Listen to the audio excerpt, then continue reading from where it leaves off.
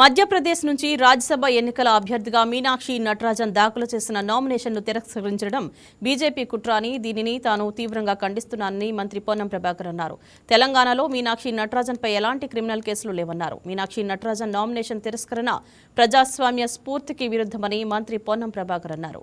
ఆమెపై ఎలాంటి కేసు నమోదు కాలేదని, కేసుల విచారణకు ఆమె హాజరైన సందర్భం కూడా లేదని తెలిపారు.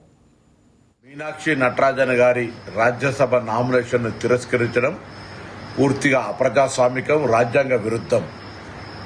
తను ఎటువంటి కేసు హాజరు కాకుండా, నోటీసు లేకుండా, తనపై కేసున్న అంశం కూడా తెలియని పరిస్థితుల్లో ఎన్నికల అఫిడవిట్లో ఆ కేసును మెన్షన్ చేయలేదనేటువంటి ఆలోచనతో భారతీయ జనతా పార్టీ కుట్రపూరిత రాజకీయాల్లో భాగంగా ఎన్నికల నామినేషన్ స్క్రూటినీ చేసినారు.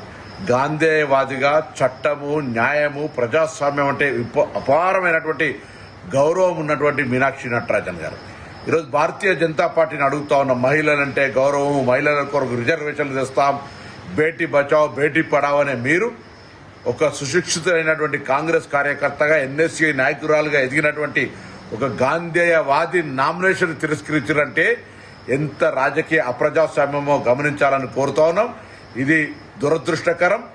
వెంటనే న్యాయస్థానాలు మేల్కొని న్యాయస్థానాలకు విజ్ఞప్తి చేస్తున్నాం. దీని మీద పూర్తి స్థాయి విచారణ జరిపి ఆ నామినేషన్ను తిరిగి పరిగణలోకి తీసుకోవాలని కోరుతూ, ఈ రాజకీయ క్రీడలో నిరంకుశత్వంగా వివరిస్తున్న బీజేపీ తీరు అటు బెంగాల్